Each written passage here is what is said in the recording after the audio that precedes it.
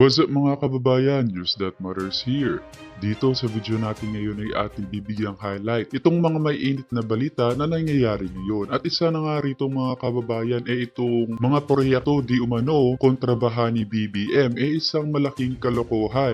Ano sa tingin nyo mga kababayan? Na tama ba ang winiwika ng taong bayan na wala naman talagang 5,500 plus na flood control project at imahinasyon lamang ni BBM? Sapagkat kung ating bibisitahin itong Facebook page ng paring Katoliko na si Father Dave Concepcion, makikita dito itong isang post niya na isang pruweba na magpapakita kung gaano kalaki ang nakalaang pondo para sana sa flood project. Ngunit nasaan napunta itong pera dito? Hay nako, grabe naman yan. Kung kaya naman ating tignan mga kababayan. At ayan nga mga kababayan, sa Department of Public Works and Highways, Office of the Secretary, nakasulat na noong December 25, 2023, mayroon ng pasulatan o pondo kung saan malalaan ang bilyong-bilyong pondo para sa bayan. At isa na nga rito itong naka-highlight na yellow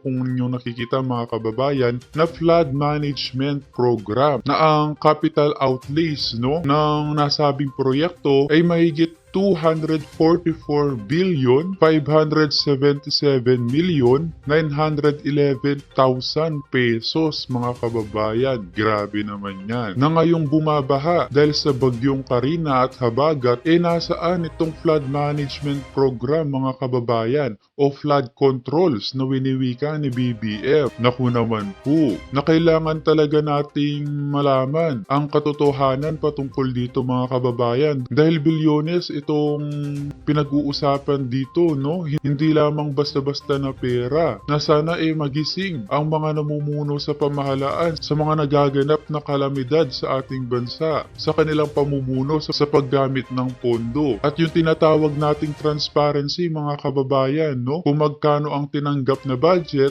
at magkano rin ang mga inabot na gastos sa kaukulang project ng gobyerno. At ito pa mga kababayan, makikita mo dyan, flood management program na nakalagay ang number of constructed flood migration structure o drainage system na mahigit 819 noong 2023.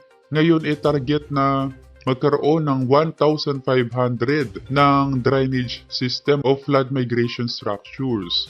Dagdag pa rito yung mga constructed, rehabilitated flood mitigation facilities na nasa 177 na at target na gawing 965 sa taong ito. Na nakaulat dito na December 25, 2023 nasa 56.50% na ang natapos na sa taong 2024 nasa 100% na. Nasaan napunta itong nakasulat dito sa Office of the Secretary? Ating tignan mga kababayan itong mga comment ng taong bayan patungkol dito. Sabi nga ni Sir Rams, God is not sleeping. Woe to those corrupt and liars. They will answer what they are doing. They may be happy now amidst of the hungry and poor Filipinos, but they cannot escape the torment and wrath from above. Totoo yan. Hintay-hintay lang tayo mga kababayan. May oras din ang mga corrupt na opisyales sa ating bansa. Sabi nga ni Miss Iris Apostadero, thank you Father for voicing it out.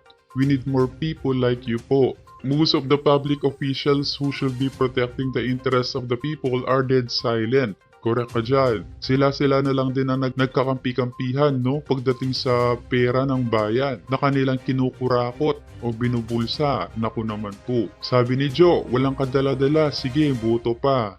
Sa tingin ko, hindi mo naman masisisi ang taong bayan noong panahon ng eleksyon na mabudol. Pero wag na tayo magsisihan dito mga kababayan. Bagkus magtulungan na lang tayo kung paano natin mababawi ang mga pondo na kanilang kinurakot. At ito naman si Itzmel, sabi nga, baka ikaw po Father ang pag-initan nila niyan at naglabas ka pa po talaga ng mga proof dito. Praying for your safe po, magising na ang mga mamamayan. Kaya nga, napakatapang nitong si Father Concepcion, na nilabas nga itong katotohanan alang-alang para malaman ng taong bayan. And lastly, wika nga ni Jimmy Boy, ang nakakalungkot niyan July pa lang. Madami pang bagyo ang dadaan. Parang may kaba na sa bawat Pilipino kada may ulan. Ganyan ka unreliable ang mga government officials natin. Tama, hindi natin kasi masasabi ang bukas ng mga kababayan, lalo na't patindi ng patindi ang mga bagyong dumaraan sa ating bansa. Pero panalangin ng News That Matters na sana lagi po kayong safe sa inyong mga kabahayan. At lagi po tayong maging handa anuman ang mangyari. Pero bago lahat mga kababayan, nais ko pong magpasalamat sa mga patuloy na sumusuporta sa ating channel. At kung bago pa lang po kayo sa ating channel, nang-updated po kayo sa mga highlight na balita na nangyari sa ating bansa, pati sa mga reaction video na ating ginagawa.